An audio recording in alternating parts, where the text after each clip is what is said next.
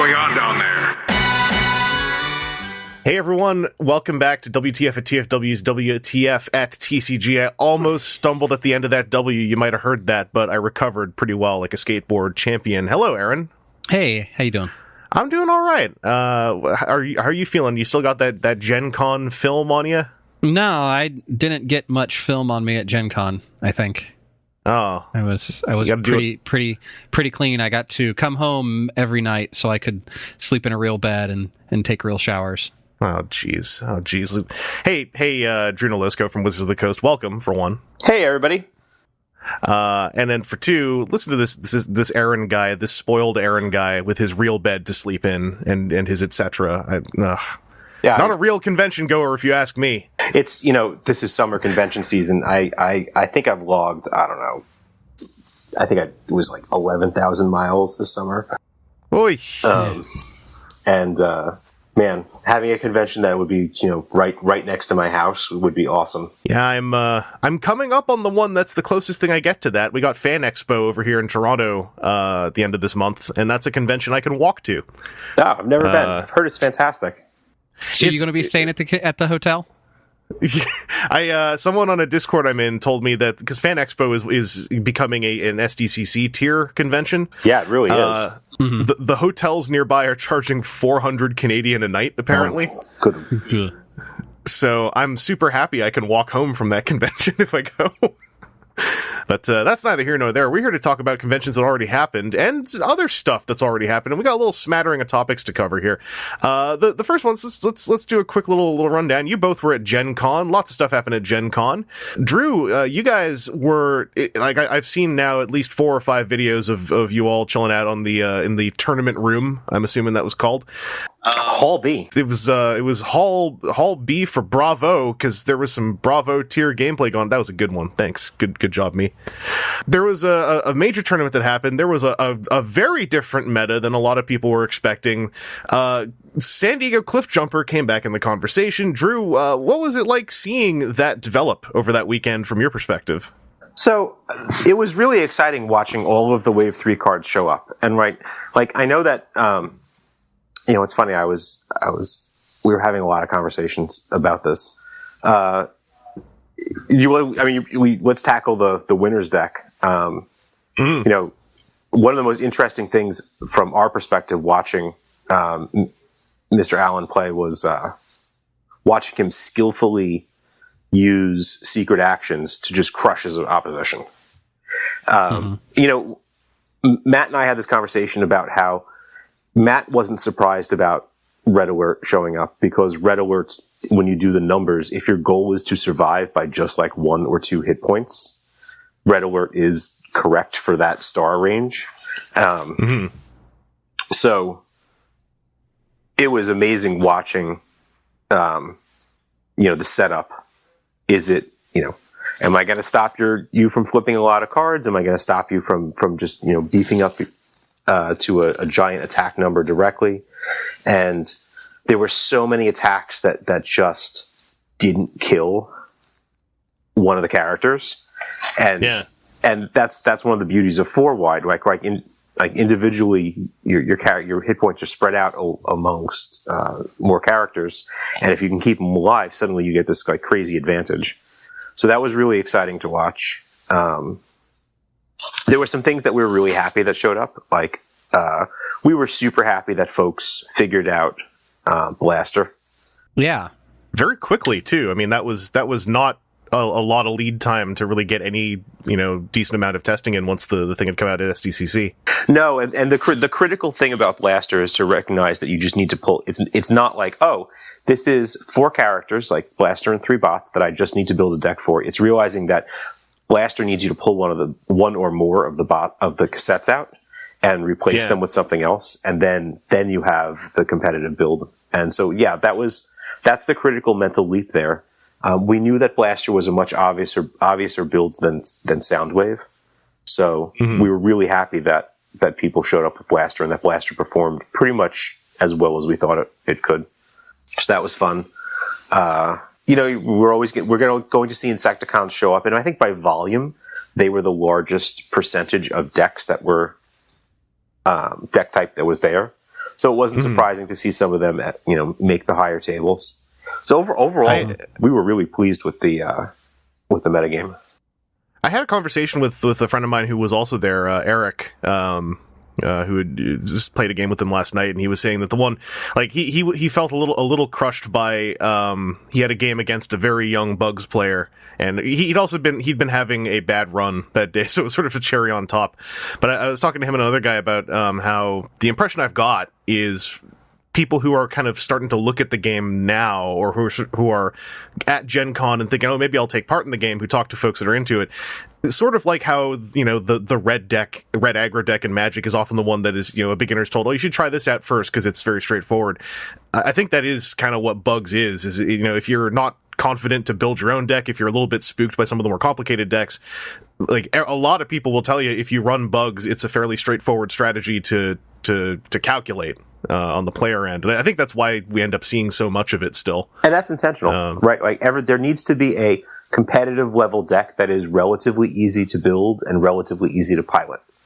I agree. And I think Bugs is also far less threatening nowadays. Because we know it'll show up a whole lot. So ideally, if you really care about it, you should probably have a build of a Bugs deck, to test against.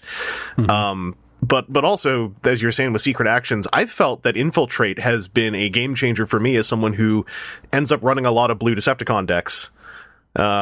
Infiltrate does a ton of work for me along with the Gyro Blaster. And to me, it makes, Bugs are not an easy game, obviously, to win or anything, but I don't feel like I'm on an uphill battle against them necessarily.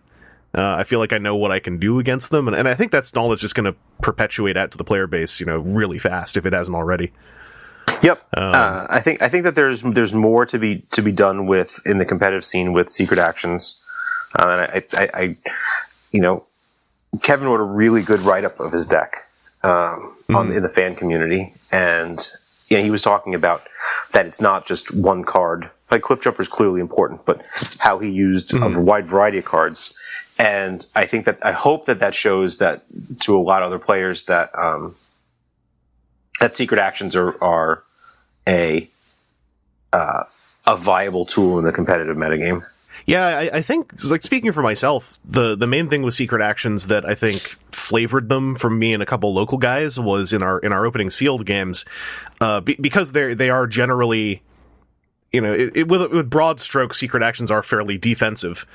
They come with this sort of stigma of you've got to be able to both draw into it and have it ready to go to play at the right time. And at that point, I feel like the game was very much about most of your plays outside of when you're doing something very untappy like cars. You're often playing in a span of about like 2 or 3 turns is kind of the window you're looking at. And I feel like secret actions operate well outside that window. Like, I was listening to you guys talk about them on other folks' interviews, various other folks' interviews, and I'm only not name dropping because I know that I'll forget someone if I do. And I feel like there is a timing to secret actions that is very fresh to the game that is probably still being digested by a lot of players. I think so too. We intentionally added secret actions into the game as a way for players who enjoy a certain type of skill testing in TCGs, like predicting what my opponent's going to do, creating situations where I can bait my opponent to do the thing that I want them to do because I have an answer for it in the form of a secret action or a reactive play on my next turn, and then can make the opponent sort of think through my play that's the best thing for them, and then just sort of like blow them out, which is what we saw with Kevin's card deck all the time.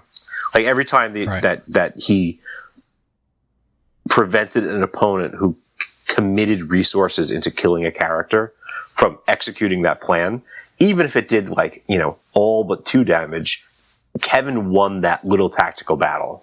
And this game, I've very much found that like a sole misplay can cost you the game 5 or 6 turns later if you start to like cycle back on how the butterfly wings cause the tornado, if you will.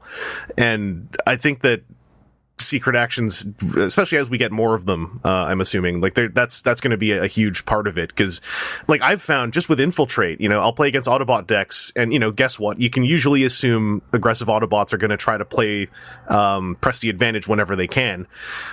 Thank goodness infiltrate exists, because I've straight up said it. I've like, hey, I counterspell your press the advantage. I have ruined attacks doing that just a handful of times already, and it feels very good. Yeah, absolutely. Bolster the sort of bolster and dampening field mind game is a wonderful one to play. Oh yeah, and yeah. I think it also says a strategy for secret actions is, unless you're just running battlefield report for the sake of sort of minor defense buff and a bit of card draw, I feel like you probably want to run at least 2 secret actions so that your opponent can't just look at your scrap pile and figure out if it's safe. Yes, absolutely. Like battlefield report is really just, it's like card filtering and helps smooth out your draw. It does have that very minor. Honestly, I like battlefield report when I really need to get a white on top of my deck for any number of reasons for wanting a white on top of your deck, but. Yeah, you need to be able to. A secret action isn't a secret action if your opponent can just play around it, right? There has to be multiple secret actions, you're not going to be surprised to hear this, but there will be more secret actions printed in the future. I assumed as much. I felt like that's not even going to be a screwdriver on the locked door thing. Like I'm gonna roll with that assumption. Yeah. No, there's definitely going to be more, and that will help augment the sort of mind game aspect of secret actions. Yeah. As a major Shockwave main right now, that excites me a lot. Oh, cool. That deck's actually the only frustration I have with that deck is I am so adamant on keeping it at 40. It's becoming physically painful having to edit that deck or trim that deck for any kind of edits or trying out new cards. Oh, don't do it. Don't go over. I don't want to. I've seen other people do the 41. I'm sure it's safe, but I just like my nice even 40. Yeah, but 41 opens the door to 42. Exactly. And then 44. And then like 70. I mean...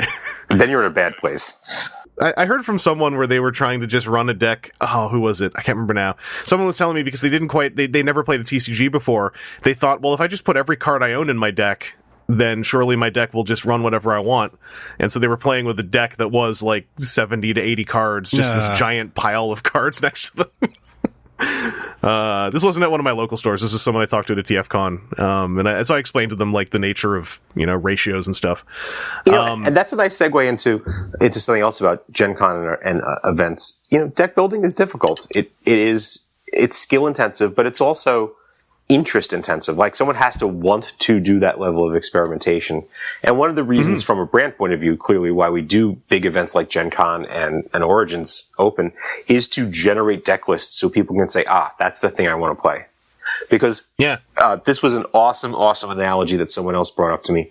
But there are lots and lots of pilots and very, very few engineers. I would also say if your player base is not at least 4 people, you don't really have the environment to actively like competitively brew. I don't think if it's just you and your buddy, like that's cool, but eventually you're banging a lot of ideas against exactly one brain.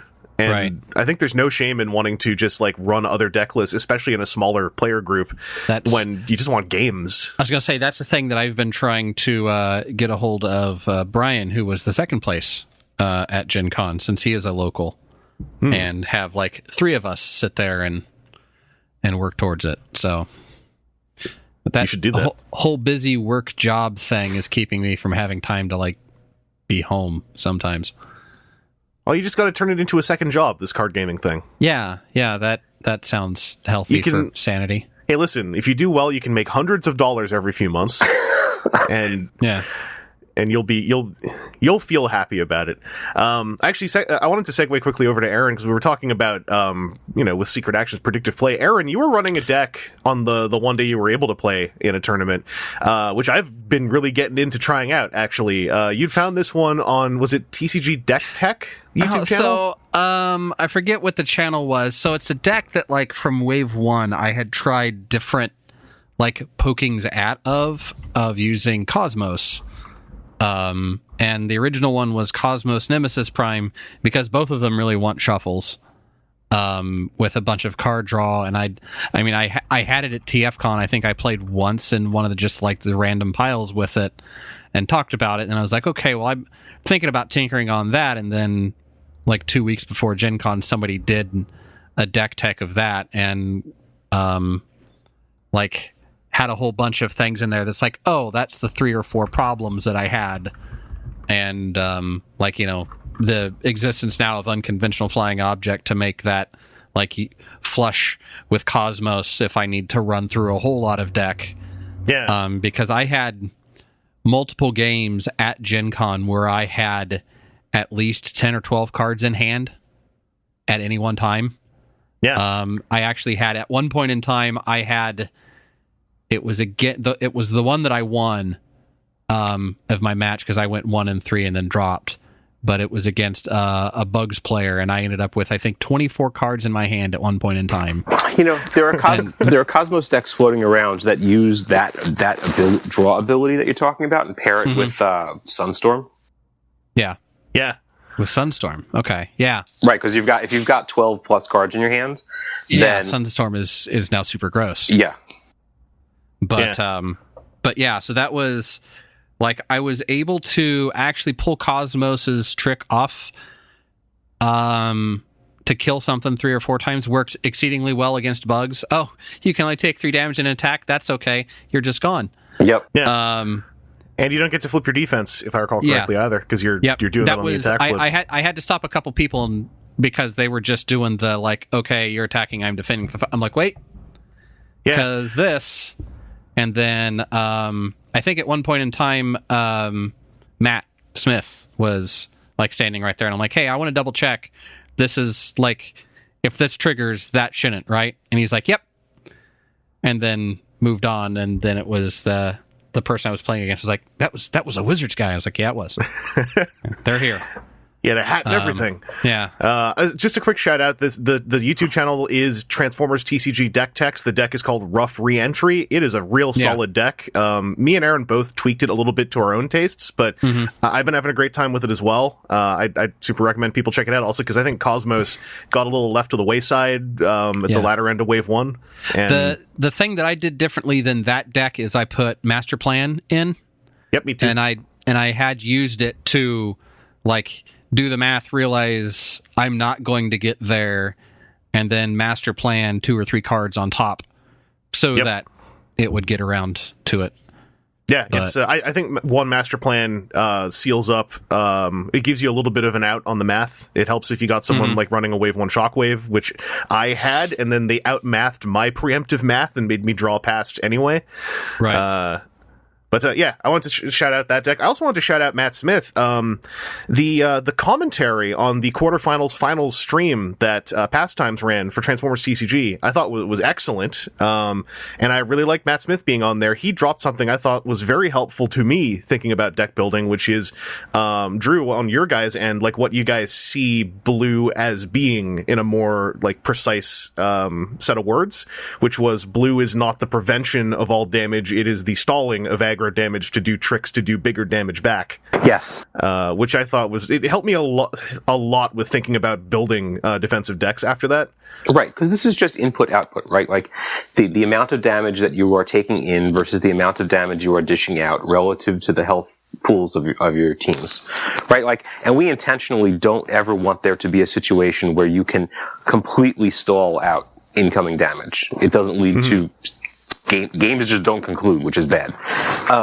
So when you think of it this way, is of how much damage do I need to prevent in order to execute my plan before they execute their plan, you suddenly start looking at deck building and particularly the role of blue and black pips differently. Like as someone who, I'll always say it, you know, until several years have passed, I'm still fairly new to thinking about TCGs on a competitive level whatsoever, and that, and also kind of, it obviously is not a hard rule, but you know, the statement of we on a design side kind of expect a game of this TCG, to, you know, one round of this, to take you know, approximately 20 minutes tops. I don't know how to put it other than it makes me see sort of the intent behind a lot of other cards a little more clearly as well. And it makes me not want to try to fight that time limit so much, but think of it as like this is a guideline for if I'm building a defensive deck.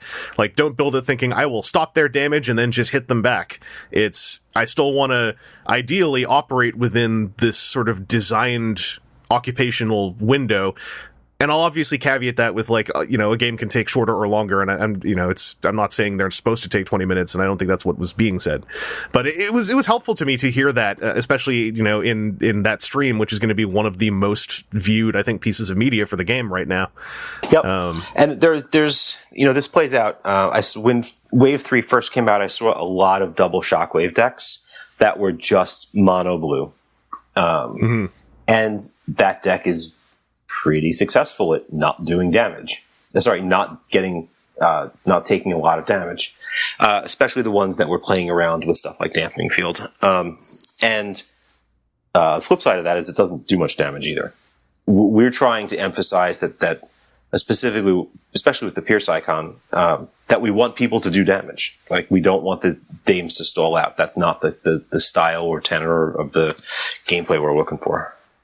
Yeah, and I've run double shockwaves once or twice before I kind of settled just on the major for now, but like I would have games where I felt like I'd done the first half of a 20-minute game really well, and then after that first 10 minutes, I would just sit there taking 1 or 2 damage and then hitting them for 1 or 2 damage, and I'd feel like I was the one who was kind of failing to follow up. And I was at our first Energon qualifier we had here in Toronto. I ran Major Shockwave, and I sort of clicked with something during that where it was, no matter who I'm playing against, there is a way to set up Shockwave KOing someone every one of his attacks to some degree with a decent amount of regularity through both his sheer level of power and a lot of the equipment that one often will run with him. And it made that deck feel faster to me, despite being a fairly grindy deck with a giant character on it. Yep. So, from my newbie perspective, I thought that was it was some good clarity for me. We're trying to be significantly more transparent in that sort of our philosophy behind card design to help people make good deck building choices and good play choices. I appreciate it a lot, and not to discourage, not discourage, but not to step on any of the stuff that's been shared by a lot of the fairly active creators in the community who have shared a lot of information. It's just like when there is a certain thing about hearing it from the source that makes the message like doubly clear. I find I appreciate that. I just want to give big shouts out to big shouts out to you and Matt and Scott and everyone I saw in interviews over that weekend. Also for like playing games with people. I heard you were running Magnus Jetfire. Yes. That sounds like a pretty fun 2-wide. I played against a 2-wide Magnus Grimlock that was brutal to deal with, and I can only imagine with Jetfire being able to bring that armor back. Like that seems rough. It is. Because really, the armor is just, something else. I run Quartermaster in that deck, specifically so that I can move the armor around to where I need it to be. Because sometimes you need to just shift the armor so that whoever's going to be defending has it. I think that deck. I'm still working on it. Matt built the original one for me. I think that deck needs a way to more reliably protect Jetfire, because the value you get out of flipping Jetfire is pretty phenomenal. Yeah, I still need to try using Jetfire. Since Wave 1, I've been meaning to make a deck with him, and just other ideas keep getting in the way. But every time I play against him, like, he seems, at least for the first half of a game, even in a weaker deck, like he's just doing work. Yeah, if you're not prepared for him, he can put in a lot of work. Yeah. I actually got to watch Drew and Eric play against each other with Eric's Devastator and Drew's deck there, and it did work the whole time. Right, like Eric did not have problems. I think the game you were watching, that was where Eric didn't get a lot of equipment removal or upgrade removal. Yeah, but there were definitely some other games I played over the course of Gen Con where turn 3 the Magnus armor's gone. Like, what do you do? Yep. Well, I got a plan for that. Mm-hmm. Yeah, the Magnus Grimlock 2-wide I played against, the first game, I actually, all of my equipment removal was in my sideboard, and I told him, like, this might be kind of a drag, but let's try it. And it was still, I felt really good about it, despite, like, I lost, because I couldn't get the armor off him. But, I felt good about how much I was doing despite that. Then I sideboarded, we played again, and I got the armor off on like turn 2, and I felt a lot more confident in that game. But at Gen Con, like, obviously, listeners, if you are interested, I'm sure you've already checked it out, but please check out Pastimes. They've got it up on YouTube, the full semifinals finals stream. It's some excellent stuff. It's the kind of thing I didn't think this game was going to have as far as coverage available to people like us, like this early, and it's fantastic. Like, the commentary, I believe it was Jamie and Stefan were also on commentary. Correct. Yep. They were kicking some butt. Like, I think Stefan is in particular a supremely gifted commentator on at least this game. I'm not sure if he's done it for other games, but he's got a real, just like, I like listening to him talk about gameplay. I've watched a couple videos on his channel on YouTube as well, s.akuma. I really liked that was something that I could look at. And if Pastimes ever listens to this, like, please do that again if you can. I like that a lot. Pass that along to them. So props to the Pastime crew for setting up the stream and working with Gen Con to make it successful. Yeah, it was fantastic. Anything else Gen Con wise you guys want to touch on before I move us along to some of the other topics at hand? It was great to see everybody. We all had a great time there. I am super looking forward to seeing the whole crew again at Unplugged. Or as many who can make it. I did want to ask you, did you ever manage to slip over and watch some Robo Rally? I did not. I know that you couldn't get into it because of timing. I did not. Alas. How'd it go? It was good, other than so we had a horrible failure moment on Friday where everything had been running smooth, and one of the guys was like, yeah, this is kind of boring because everything is working just fine. Which, why would you say that? Exactly. So the game runs on a Raspberry Pi, and apparently the SD card that is the hard drive for the Raspberry Pi decided that it was a great time to have some sort of failure that caused it to become very hot and unstable, to the point where, like, you touched the SD card and it was like instant visceral reaction to get your hand away from the burny thing. Oh, and boy. So we were down for like an hour and change, as they had to go to non-recent backup versions of the software and get everything going. So it was thrilling in its own kind of panic-inducing way. I mean, this is clear. This is a clear reason why, whenever you're doing something like this, you need to have a bottle of liquid hydrogen with you, just to pour liquid oxygen, just to pour directly on the processor.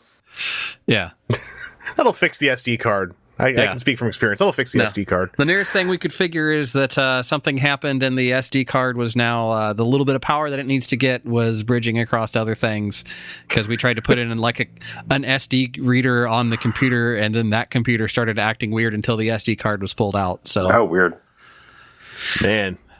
So he got his wish and got to do the panic fix of things. Hey, things got exciting. Congratulations. And never say that again.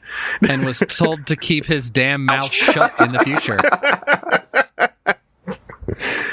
Like, it's the simple lesson you learn by the time you're age 10 watching anything that a child ends up watching, is you don't say, oh, nothing seems to be happening. Yeah.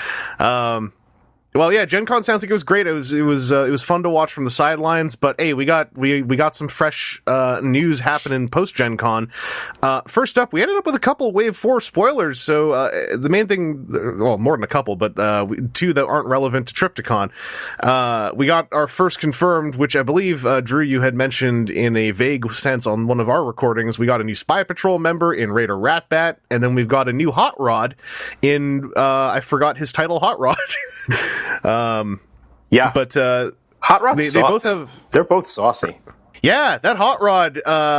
There's a bunch of things about it. I was looking at him with Eric actually the other day. Like, number one, I'm really digging the idea of that new mechanic. I was going to say Safeguard. Mm-hmm. Like, obviously, you know, in a real baseline sense, it's an anti-alpha strike mechanic. So that if someone goes first, they can't just murk Rodimus on turn 1 necessarily, even if they want to bust through. Whoa. He's not Rodimus yet. Private Hot Rod. He's not Rodimus yet. He's lowest tier. Oh, Come sorry, on, man. sorry. Private Hot Rod. We have a long storied tale about what his name is here in the Transformers fandom. He actually is not very often a Hot Rod, so that's new to me. He may be Rodimus one day. Yeah. But at this point in the war, he is still a brash grunt. Yeah, he's babyface Private Hot Rod. So the safeguard mechanic, I like something that can on the very base level, I like something that can tell a player it's okay if you don't go first. To some degree, like between, natural stealth and an alt mode, or in this case, safeguard. I like that. I also really am into the idea of resetting Hot Rod's health through repair to turn safeguard back on. Right, which is I think the one level up there, and it's not really a surprise. Once you see that safeguard and Ratbat have some interaction with the healing ability, it's not a super surprise, because three damage is not something you can heal just like regularly. You have to put a little work in to do repair 3 damage, but it is doable. Mm-hmm. That was actually I was telling Eric. By the way, Eric, I'm sorry if you're listening to this much later and we're talking about you so much, but hey, you should listen to these faster. Hi, Eric. Hey, Eric. I was telling him, wouldn't it be funny if they had, we have Bolt of Lightning. What if they had, Solve of Healing, a 1-star pipless card that's heal 3 from one of your characters to bring the rule of 3 and the Magic the Gathering references back around. So, going back to our earlier discussion about how we do want games to progress, that, it wouldn't be heal 3, right? Heal 3, yeah. that synergy is always going to be balanced a little bit more on the attacking side. Yeah. That's what I was figuring, especially after hearing it from Matt on the stream myself anyway, that the idea of repair going that far in a single card, no matter, the way the card might be limited, just seems highly unlikely. In early versions of the original game, the original first Wave 1 booster set file, repair was much more prevalent, and games took forever. Yeah. Yeah. I found thinking of repair less as actual healing and more as undoing parts of your opponent's previous turn is a way that makes me feel better about it and actually involve it more in my deck building. Yes. At some point in the past, I've talked about, we think about, average number of attacks and that it takes to accomplish a thing. And repair is really just to push the line over, so it's one more attack necessary.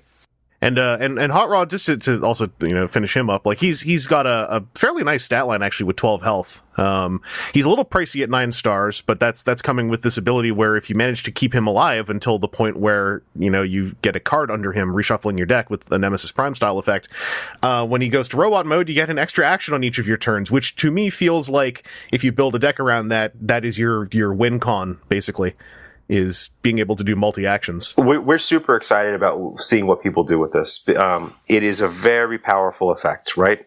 You plus 1 card play per turn is nutso, but it requires that setup. But he protects himself as you're getting there, so that there's a lot of things going on with Hot Rod, a lot of risk reward, and I like risk reward designs. Yeah, I like the idea of a mini game in a game. When I got back into Magic, I really liked the Second Sun control challenger deck with that Second Sun card where it's you play this once, put it 6 cards down, and play it again, and you win. Yeah, mini games within the game, I'm kind of into, and to me, getting to just perpetually play a second action, even just for 1 or 2 turns, if you build your deck around it, that seems like that's how you set yourself up to then win, because you'll either have a whole lot of untapped stuff, you'll have a whole lot of direct damage stuff, or a whole lot of attack buffs. There's so much you can do to turn that into an unwinnable situation for your opponent, I feel like. Yep.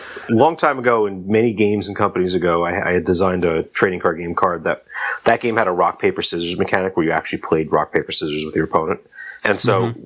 I did a design that was play rock, paper, scissors. If you win, do a thing. If you win with rock, do a bigger thing. And suddenly it was okay, what is my opponent likely to do? And because rock, paper, scissors is a learnable skill, it's not truly random. Anyway, I digress. The best way to lose at rock, paper, scissors is to try to like win it without randomization but not be good at it. That's what I've discovered over my time with the game, where I'm sitting there like trying to eyeball what my opponent's body language is, and then it's kind of like I'm just giving it away completely while doing that. What is paper body language?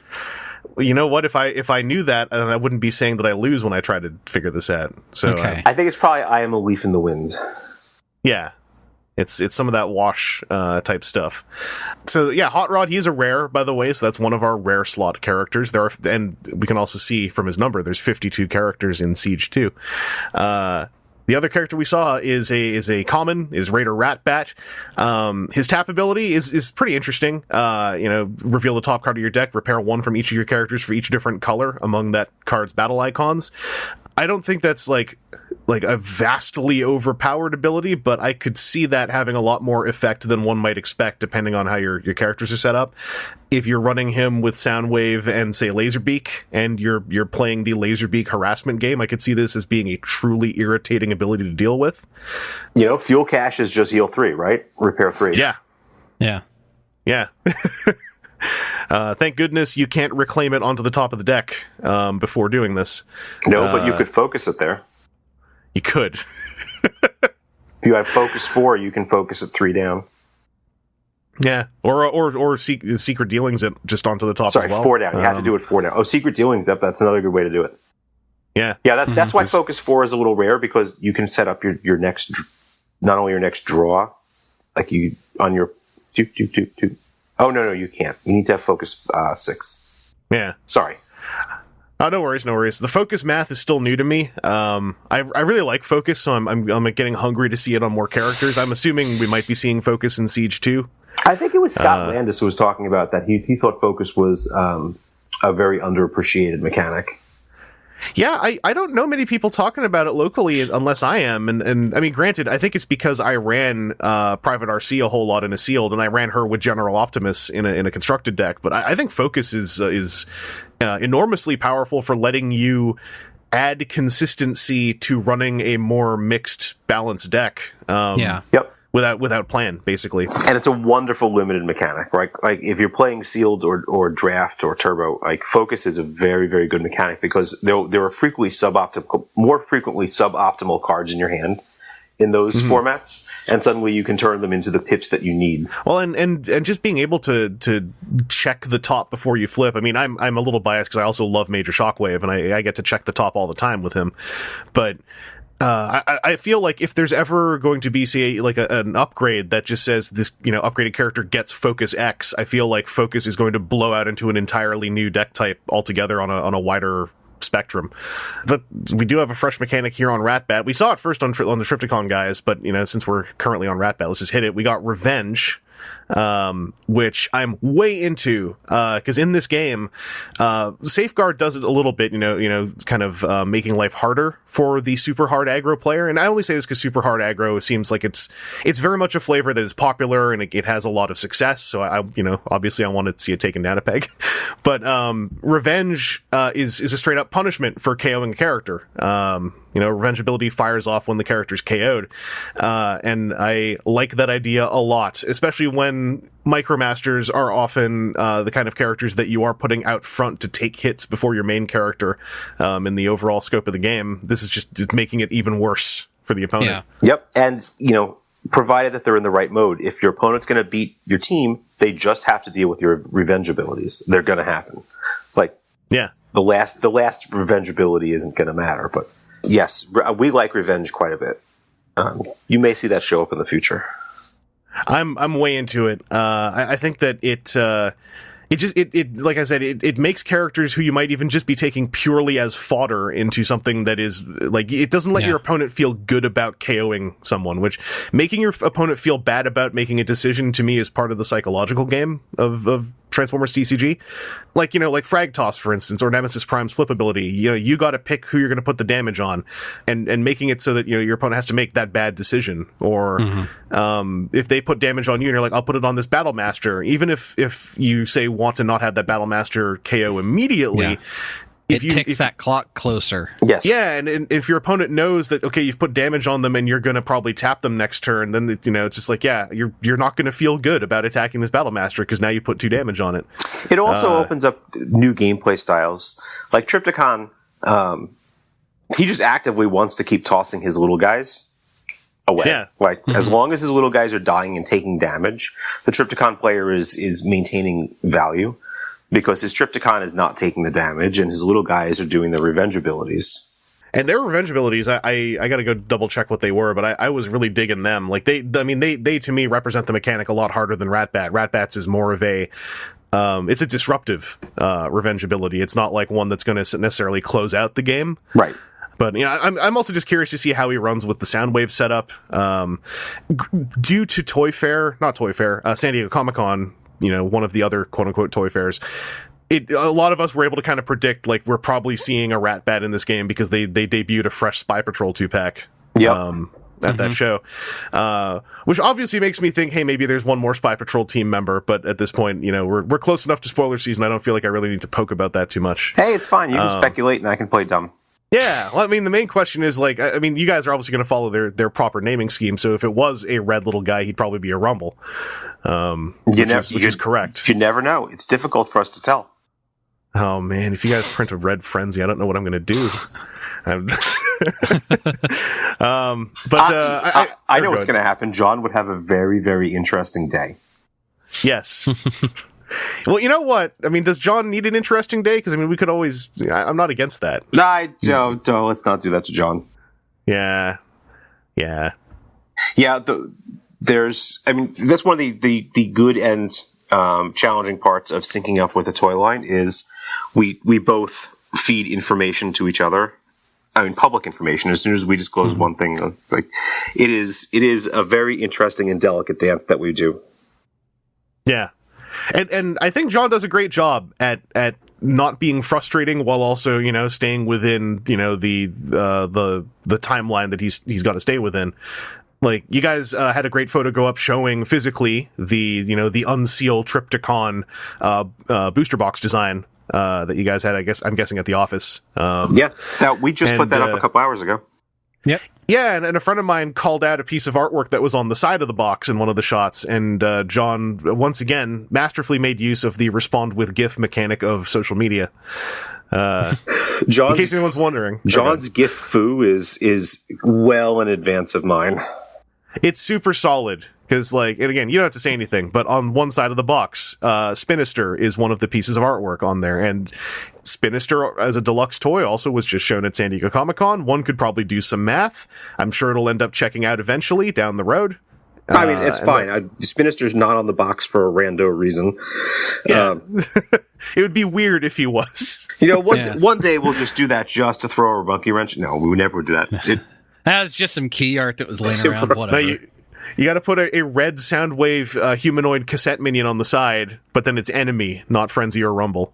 Yeah, there's one more thing. There's one more thing hidden on that box that's fun to look at. So, just giving you a heads up. Ooh, yeah. Well, let's get into that Trypticon fun. Okay, you all know this already, but when you buy a booster box of Siege 2, if you buy the booster box sealed, you get the Trypticon pack in it, which is Trypticon and his 3 little friends. Trypticon also has a couple Trypticon-oriented battle cards that are going to be in packs. We've seen, I believe, 2 of them. And you've seen all of them at this point. Okay, we have seen all of them. Yeah, the 2 of them are the 2 Trypticon specific. All right, I was going to ask about that, so now I know. If you aren't buying a sealed box, but your local gaming store is opening a sealed box to sell individual boosters, then hey, maybe ask them, what are you doing with that Trypticon? We recommend that it is used for price support. That's, I believe, the plan of at least one of the stores over here when we mentioned it. I will say, given the propensity of serious players of this game, and even semi-serious players, to buy multiple booster boxes, ask your friends if they have spare Trypticons. Yeah, you can trade for them.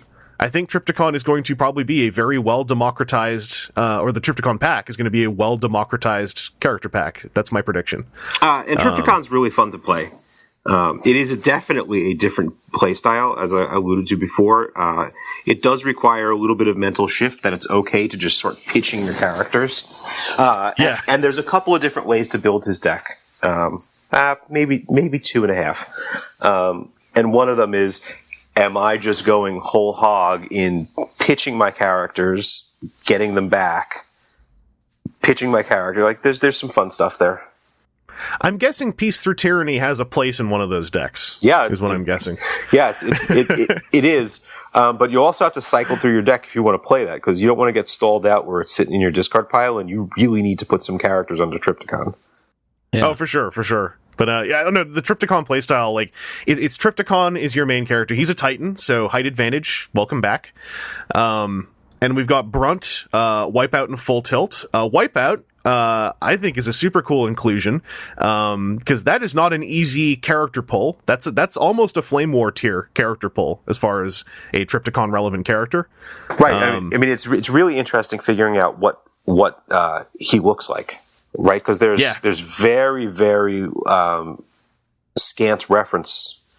And this is, so I'm going back 6 months or more in time to when we were commissioning. I believe he is his body form is kind of like a wind charger alt paint. Mm-hmm. Yeah, his original comic appearance, he was basically a black wind charger, and his one toy that came out was a 2-pack in Japan of Reveal the Shield Wind Charger and a black Reveal the Shield Wind Charger called Wipeout. Yeah. So it's, like I said, that's a very deep character pull, and I'm happy to see it. I just got to call out, I love the artwork on Relentless Invasion, because it is just like it's the Goon Squad artwork. Yeah, and I'm way into Goon Squad artwork. There is some more Goon Squad artwork that you're gonna love in Siege 2. One of the things that Siege 2 does is we depict on battle card art, because all of the battle card art is new for Siege 2. It depicts a lot of critical fight moments, possibly some last stands, and so there's some really exciting art, given that you like Goon Squad art, that you're gonna like in this set. All right, I'm down. I mean, I like Goon Squad art. I even like I like art where it's like a member of what I would call a Goon Squad, like Run Amok and Runabout are Goon Squad bros. And so Frag Toss is, I think I said this before, it's one of my faves just because it's one of those goons just, chucking a grenade. So I don't know if you had heard this, but there's a linked series of battle card art that they're not obviously or mechanically linked together, but they do tell a little story of a bunch of kind of goons going on a mission. And Frag Toss theoretically could be part of that if you put it with those sequence of art. I think you mentioned that in one of our Siege podcasts at some point. I think I did mention that to you guys. Yeah. Like I'm looking forward to finally seeing, or at least getting all the data to piece that together, because I'm guessing it sounds like it's not as obvious as like a bunch of guys, or maybe it is, and I'd be into this too.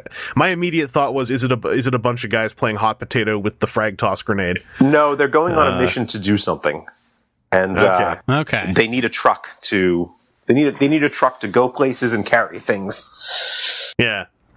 All right. I mean, hey, there's a lot of trucks on Cybertron. If you play a certain card, they can heal too when they're in truck mode. We also got a kind of a companion piece to Slammer. We got Brunt. This is Drone Brunt, and I know this question came up immediately for you guys because not Drone Brunt was on the advertisement card in Siege 1, like the toy cross sell.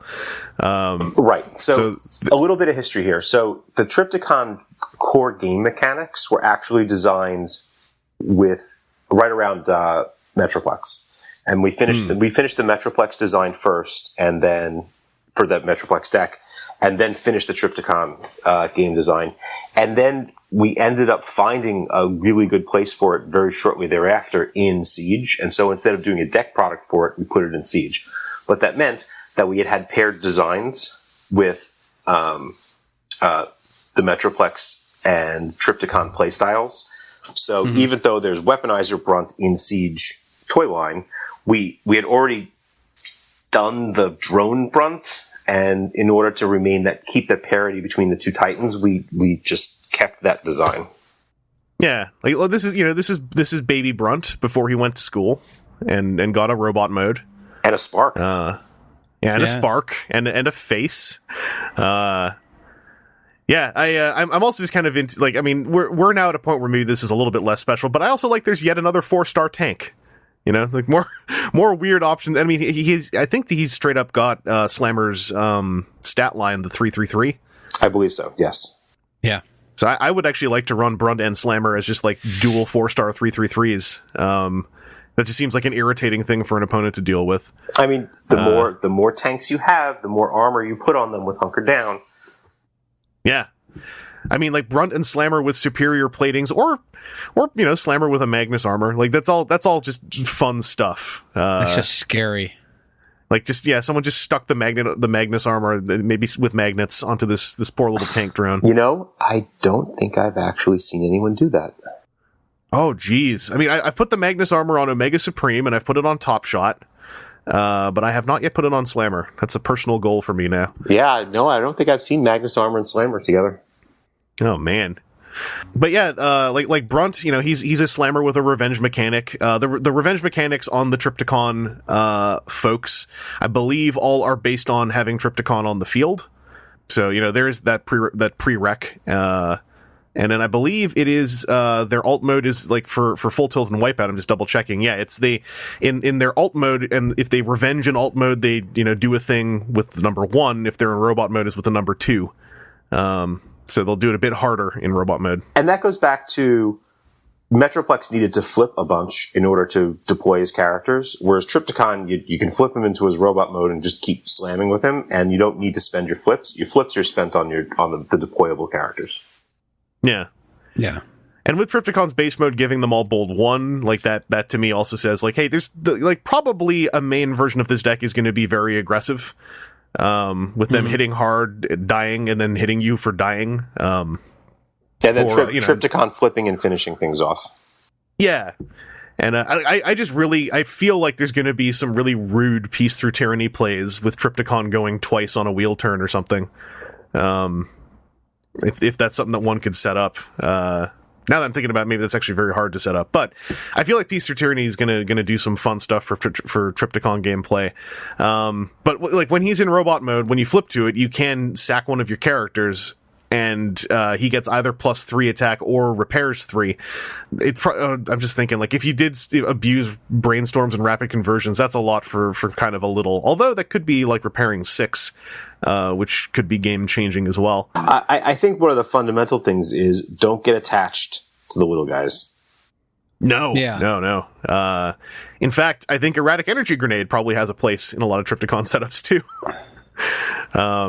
That seems very Constructicon-esque of like I was actually telling a friend of mine, Erratic Energy Grenade feels almost like a preview card for the revenge mechanic in a way. And it pretty much is. In the same way that Plan was not a keyworded ability in the first time we have it printed. Yeah. In a lot of ways, the Erratic Energy Grenade is similar. I mean, yeah, that's has been a pattern, and I kind of like that it's a pattern that's built on the back of the mechanic doesn't have a keyword the one time it appears, which means if there's ever someone who shuts it off, there's one version of it that is not shut offable directly. Energy Grenade, obviously, you can just shut off by taking the grenade away from them before it blows up. But with Trypticon, I actually have a bit of an odd question for you. Since he was designed around the time that right after you finished up with Metroplex, even though he is in with Siege 2, is there any kind of in-house pre-con deck list floating around for him that might get out? Oh, yeah, probably. Okay. I'm almost certain that the designers and John will be talking about a suggested deck list for Trypticon as we get more into reveal season. Yeah. By the way, in case it got under anyone's radar who's listening to this, the launch date for Siege 2 is November 8th in US and certain other regions. So, that's by the time we hit November, spoilers are probably going to be mostly done. So think about that rhythmically. October's probably going to be very busy for coverage and whatnot. That's likely true. Yeah, it seems like a possibility. But the only other thing I really wanted to jump on was just to say that, like, when I heard it at a Gen Con interview, I'm way into that. I think it's a very cute idea to have that whole, like, remove this panel to unseal the power of Trypticon thing at the bottom of the booster box. Like, that's fun. As you mentioned in an interview, that's also a great way to keep the Trypticon pack flat and not get banged around too much in shipping. Yeah, this is and it's. I mean, you get to see the package here.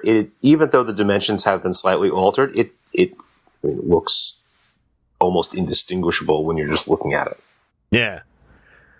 I think it's a very cool idea, and it's gonna, I mean, speaking as someone who makes YouTube videos, I don't make a lot of unboxing videos. I only really do 1 or 2 per wave, but like that also feels like a thing that is giving fuel to the unboxers out there. Oh, absolutely. In fact, we briefly discussed, should we just keep this secret? Oh, yeah, that would have been dope. Like someone gets to the bottom of one column and is like, wait, what's this? Yeah. we imagined all of the amazing video content that would come out of that, but ultimately it's better to let people know up front so that they know, retail stores, for example, know what they're purchasing and what the value is. Yeah. I think that's the better path. Like, I think the surprise reveal would have been great for about 3 hours. And then it would have turned into, wait, we didn't know this. I would have ordered a case if etc. Yep. But Aaron, I just want to swing back over because there was a lot of Trypticon to talk about. What are your thoughts on Trypticon? Like, I don't think we've really talked about it at all. Other than when it dropped. We've not got the chance to talk TCG stuff, at least being recorded. Yeah. Since that's dropped, I'm super interested in this as a way to get it out there. I know that, I end up generally getting 3 or 4 boxes across everything and, being able to help supply other people that aren't as, like crazy as I am about buying just a whole bunch of cards in one fell swoop because I got no sense. But it'll be a good, like an additional way to help established players, I think, draw in new players, be like, look at the size of this thing. Like, you get to go to town with a card that's, significantly larger than the other ones, so it must be better, right? I also feel like if you're buying like a case, to me this ups the value of what you're getting out of the case. If you go into like this slightly cynical idea, but the idea that if a really competitive player is buying a box set version of a Titan character, they're primarily buying it for the character cards and the play sets of the new card. So having that be a sort of baked in, quote unquote, free bonus in your booster case, like that's decent little value that you're getting as a pack-in prize, basically. With Trypticon only having the 2 battle cards, and one of them being a 1-star card, you're probably only going to run one of. You only need 3 copies of one and one of the other, and especially if you're buying a case, I expect you're going to pull that. And if you don't, you'll be able to trade for it pretty easily. Yeah. Yeah, I should hope that you get your play set per box. I think, you can't guarantee play sets, but I think someone actually asked this, and one of you guys in some interview, Drew, had actually, I think he straight up said, like, the nature of collation means it's going to be highly unlikely you don't open a box without seeing those Trypticon cards. Correct. I mean, we can't guarantee because of the randomness inherent in booster packs, but we sort of know the drop frequency of cards. So just doing the math and looking at the bell curve of distribution, or actually rather a scatter plot, we can say that by far and away the average experience for a box opener is to get exactly the cards they need. Yeah, the one you would maybe want 3 of is an uncommon, so that's not going to be too difficult, and the one you only really want 1 of is a rare. Yep. So you're likely to just pull 1 or maybe 2 anyway. So I think Trypticon's gonna, like I said, I think everything about this distro is gonna make him, for people who want him, he's gonna be democratized enough to the player base that it's not gonna be a task to get a hold of him. And that was our intent. We want people to experience Trypticon. We know that a lot of people, this was on us and particularly on me, misunderstood Metroplex to be a starter deck, and he's really not. He can be if you have a lot of experience playing trading card games and you just dive right in, but he's not sort of like. And so we wanted people to see and experience what a Titan looks like in our game, and so by just including one as a bonus, puts it right in your face. And I'll also say, like, if you're new to the game and you're kind of on the hunt for height advantage to go with Trypticon, and you for whatever reason don't want to track down a Metroplex, like, a lot of people I know, and maybe myself included, own more than one Metroplex. And height advantage is a card that is also quite plentiful out there if you really, really need it. That does lead me to one little screwdriver moment here, which is maybe not in Siege 2, but with there being 2 Titans now, what are the chances on the horizon of us seeing another battle card that references just the Titan tag? I know for a fact that Wave 5 has at least one. Good to know. That excites me a lot. And I'll give a little spoiler. I believe it hits Titans, Guardians, something else that I'm not going to spoil, and yeah. Ooh, excellent. I did also catch in some of the Gen Con coverage, yourself and others talking a little bit more about what the Guardian tag means, and I'm really into seeing a Guardian come out that is maybe more of a Trypticon than an Omega Supreme, like one that's not under the umbrella of being a tied-in promo card. Like, I'd like to see, like, what a Guardian does if there is a second one who's not part of an exclusivity deal, to communicate a bit more clearly, like, you know, this is, because now we can kind of see this is what Titans kind of are. Yep. 2 points make a line. And I think Guardians for us, I mean, Guardian is, you know, a defined term in the Transformers universe. But there's more than Omega Supreme that fit into the Guardian class, both in lore, depending on which part you're looking at, and what time period you're talking about. But for us, from a game mechanic point of view, it's that sort of 18, 19, 20-ish range big character. And right for now, Omega Supreme's going to be the only Guardian, at least for the next couple of sets. But that character class is now available to us, and that tag helps us, you know, formulate that into, all right, that's what this bucket of characters does. This what this bucket of characters does. Would it be on target to say, like, the idea of a Guardian is like an immensely large character, but one who could also, say, be on your sideboard? That's specifically why the sideboard point value is the way it is. Okay, yeah. Okay. I had a feeling, and it does make me excited to see, like, whenever we start hitting some more, you know, Guardian stuff, like what they do. Because, like I said, Trypticon is clearly going to, like, add another Titan deck. The Titan decks are, character selection wise, quite, you know, they don't really have variance. You're running the Titan, and I like already what Metroplex does for a meta, even though like Metroplex is kind of, locally at least, he's sort of fallen a little bit out of popularity of late, aside from me and one or two other people who were trying to cram some Wave 3 cards into the Metroplex deck, which got very difficult. So yeah, I'm looking forward to that. I like more tags. Once again, I don't think you can say anything quite yet. We're very early on, but seeing that Spinister on the side of the box and remembering what happened when we got, you know, another motorcycle in Siege 1 makes me really excited about maybe that helicopter tag getting some love. There's at least one helicopter support card in Siege 2. We've arrived. We have arrived.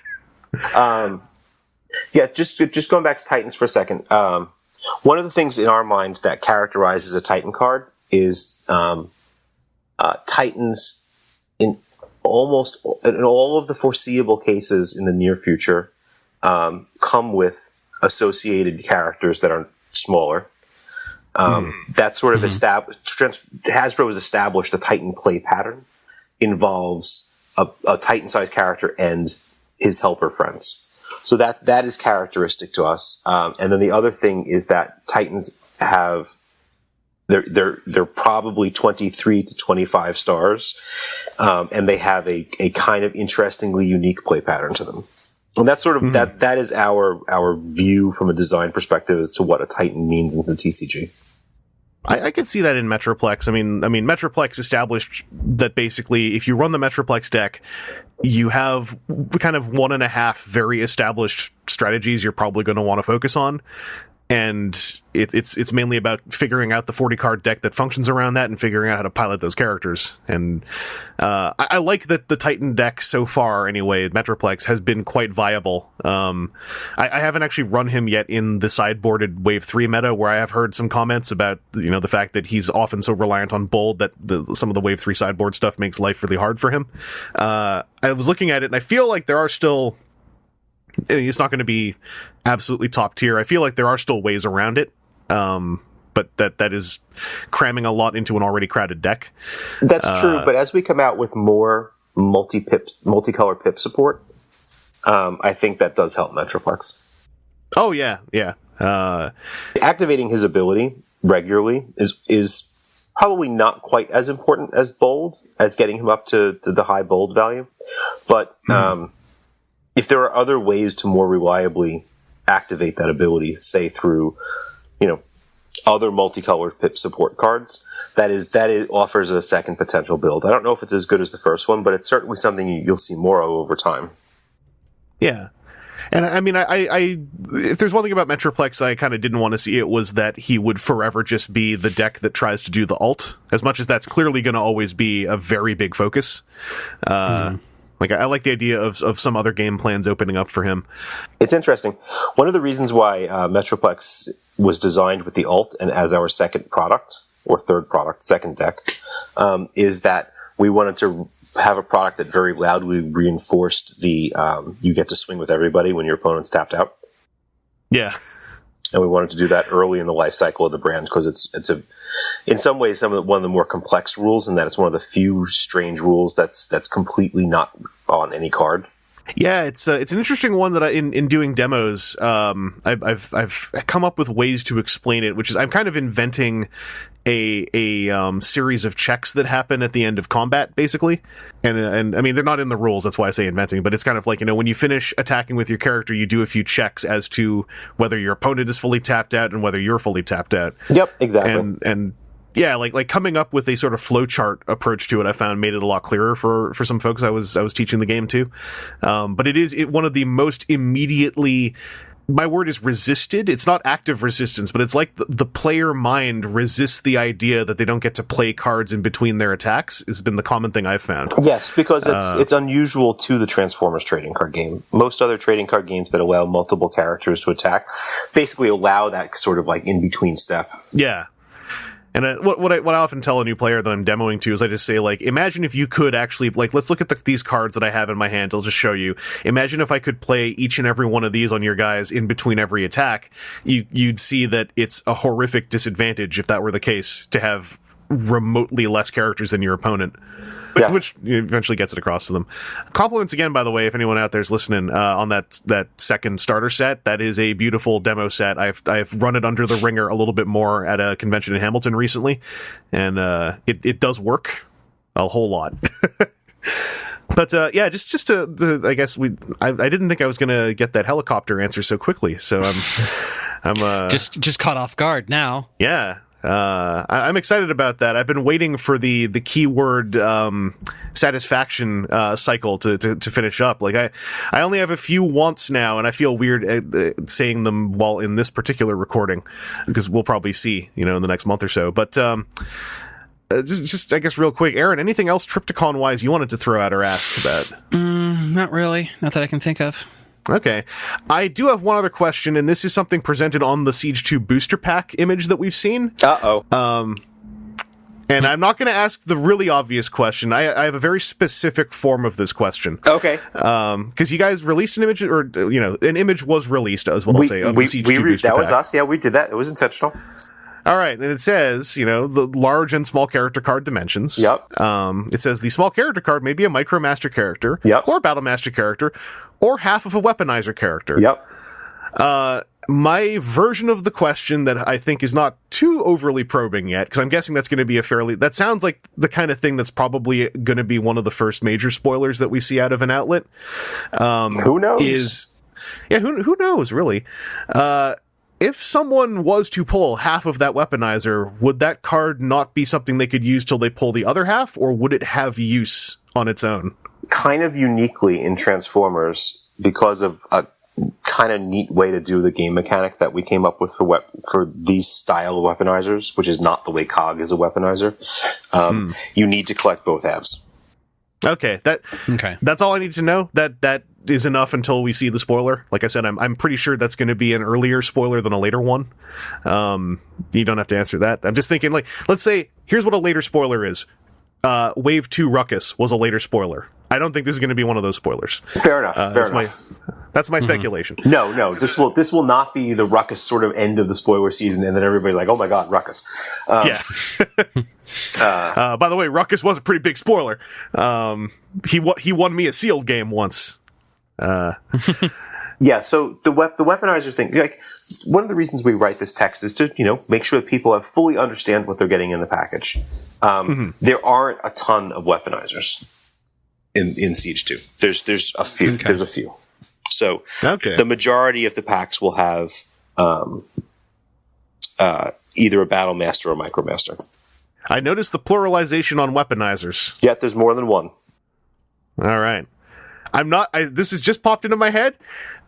Is there any battle card that keywords on weaponizer, or are they still just a character tag for now? Oh, that's a great question. Hold on. Yeah, it sounds like a pretty good question. I don't recall that offhand. Yeah, my only other question is only because of the San Diego Comic-Con reveals where they showed that they're doing one of the Micromaster combiners, that being 2 Micromasters that form a stick with wheels. I have a soft spot for those because I had a 3-pack of those when I was a kid. Yeah, it's unfortunate. There were Siege was finalized before a couple of characters could information could make it over to us, and the Micromaster combiners and Rung. Nuts! Okay, that's good to know about Rung, because I know that's immediately what people who are just coming into this are probably going to ask. Yeah, very sad. Rung's information got to us too late to include in the set. Yeah, when I saw his artwork on his package, I was immediately thinking, like, is there? And actually, now that I'm thinking about it, I think John might have answered this, or you might have answered this in a Gen Con interview.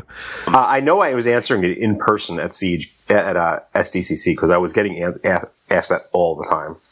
Yeah. All due respect to Rung, like, I'm actually the thing I'd be more interested in seeing is the Micromaster combiners, specifically because of the pair that turned into a Blackbird style jet. Yeah. One of them being Vanquish, which is one of the coolest Transformers names out there that nobody talks about. So hopefully someday Vanquish can have his day. We do something differently cool with Micromasters in this stuff. They're not just your regular old Micromasters. Okay. I feel like I'm going to have my screwdriver taken away if I start wiggling it anymore. So I should probably just pass one more time back over. Aaron, any other thoughts on your end? Any other questions you want to ask? Any other you want to use a screwdriver? So the question that I would ask is, after seeing the way that Sergeant Cog worked, is there a reason why you maybe went for a Split 2 version? Was it a change in design? Complicated answer. So the toys are sort of waved out, right? Right. And COG was the first weaponizer that we had access to in terms of just syncing up with the toy release dates. And as a solo card, solo cards don't really lend themselves to just generating a whole new class of mechanic that you would want to do on. So we wanted to do something really special and kind of like crazy with COG, so we made him into the version that you see in Siege 1. But since Siege 2 catches up pretty much to the end of the Siege toy line, there were other things available to us, so we could sort of say, okay, we can do this in a group of cards. Okay. I have one other little question, which I'm looking around to see if it's already been answered, and I'm not sure, but this just pertains to the smaller character cards. Rarity-wise, are they still going to be confined to common and uncommon? I'm not going to answer that one there. Okay. That just popped into my head as something I'm sure someone was going to comment in. So there we go. Well, we've settled that for now. We'll talk about that later. Yeah. All right, I think that's about all of the major topics I had at hand, other than I've got a little report from my end, my little tooling area over here. Number one, I've been trying a new deck out that I haven't seen anyone else do. Since recording this, I've absolutely seen other people talk about doing this. And it's kind of fun. I'd recommend it if you want to. A bunch of us were trying to figure out what to do with private sideswipe. Okay. And we realized that he quietly synergizes with Wave 2 Grimlock. So I've been running Sideswipe and Grimlock with another 8-star character and filling a KO pile and then swinging in with a 12 to 14 strength Sideswipe. Interesting. It's pretty fun. Unfortunately, I say unfortunately only because of the tone in the room, in the community right now. The 8-star character used to be Wave 2 Slag because I like him as a tank, and then I realized I was running these Cars cards for Sideswipe. Who's an 8-star car that could fit in here? And then I kind of looked and I said, oh, hi Cliff Jumper, what's up? You actually fit into this pretty well. For community solidarity, even though I have a Cliff Jumper, I went and made myself a proxy. For local Toronto area community solidarity. But private sideswipe with Volcanicus Grimlock, I think, is a thing. Try it out if you haven't. Because I really was not sure what to do with sideswipe otherwise. Oh, Wave 2 Grimlock. Yeah. Oh. Put characters in my KO pile, and then every time I flip sideswipe to car mode, he gets +2 for however many are in there. And this is the thing I found in game 1. First game I played with it, someone said, okay, you put one Dinobot in your KO pile, I'm going to murk Grimlock right now. And I was like, cool, now I have 2 characters in my KO pile. When I flip sideswipe, he gets +4. I'm kind of okay with this. Hilarious. If the one weakness of the deck is if you play against someone and they just, obliterate sideswipe as soon as possible, the deck kind of crumples in on itself. Yeah. It doesn't really have a plan B, but it's still a lot of fun, and I think it's currently one of the most fun ways to use that character, and I'm sure you all have one. Which brings me to my other... This is just a dumb little thing, but... as of yesterday, can you two guess? I've been pulling a certain rare character card out of Siege 1 constantly. I just pulled my 6th one, and I never ran into this with the other 2 waves to this degree. And this is across multiple stores, multiple personal bot boxes, so this is not any kind of, trackable thing. It's just my luck. But can you guess who I've been pulling constantly? I'll go with Ironhide. All right. Drew, have you got a guess? Trigger Happy. General Optimus Prime will not leave my side, no matter how... I have traded him away 3 times. I mean, I have my own. I'm not getting rid of him, but he keeps showing up. I don't know who these other General Optimus Primes are. The real one is in my binder, but these other, duplicates, these pretenders keep just showing up. So, hey, if there's ever a shortage on General Optimus Prime, there's a good chance I have about 10 of them. So, keep me in mind. I think that brings us to the end of this recording. I also have a super rare Windblade I'd like to trade for a cog. Keep me in mind. Drew, thank you for joining us once again. It sounds like travel time is not calming down for you because you're about to go to Magic Fest in Las Vegas. I am about to go to Magic Fest in Las Vegas, and I will see hopefully lots of players there who are new to Transformers completely. It's very exciting. Yeah, I think this game, especially to Magic players who are in the midst of a very tiring event, I think this game is a welcome reprieve, in my opinion, and more Magic players should be taking a look at it, but they're probably not listening to this right now. So if that goes well, Aaron, welcome back from Gen Con once again. Thanks. And thank you for joining me here as well. I enjoy it. Excellent. Any other fresh stuff on your end, TCG wise, or I think it sounds like you've been really busy with work since you got back. Not really. Yeah, since post-Gencon work has been bonkers, and more bonkers. So then the normal game nights right now. So. Oh yeah, I mean, you know what? Okay, I didn't mean to humble brag. I was about to say one of my normal game nights. I got nights 6 game nights, whatever I just decide where I want to go play with people because I live in a big city and people like me. It's not just a big city, and it's not whether or not I'm likable. It's we are fortunate as all heck here in Toronto that we have 3 to 4 stores just in the accessible within half an hour downtown area that are all supporting the game, and we've got at least 2 or 3 stores farther out from downtown who are all supporting the game. Given the hardships, I know a lot of people I know who want to play the game are going through getting it going in their areas. I tell Toronto players as much as I can, we are super fortunate to be able to just readily play Transformers here. Especially given that we're also, as far as I've been told, one of the biggest towns for modern Magic in North America. It's very easy for Magic to power us out of the room, but Transformers is thriving in its own space, and go Toronto. Anyway, that's all for this podcast. Thank you all for listening. As always, if you enjoy hearing us talk about TCG stuff, if you're on YouTube, there should be a playlist at the end card of this video version of the podcast. If you're listening to the audio podcast, I assume you're subscribed. If you're not, then I don't know what to tell you. And if you like us talking about Transformers, hey, guess what? That's what we've been doing for like over a decade, so we got a whole lot of that too. Don't listen to the old ones. That's terrifying to me, but listen to the new ones. I don't know. I saw somebody recently talking about like, oh yeah, so I went back and started listening to like WTF 200, and I was just like, why? Wasn't that our mutual friend? Wasn't that those? Yeah. Wasn't that Amber? Yeah. Amber, listening to old podcasts with our old mics where we're all babies. Yeah. Don't do that. Or do that. I don't know.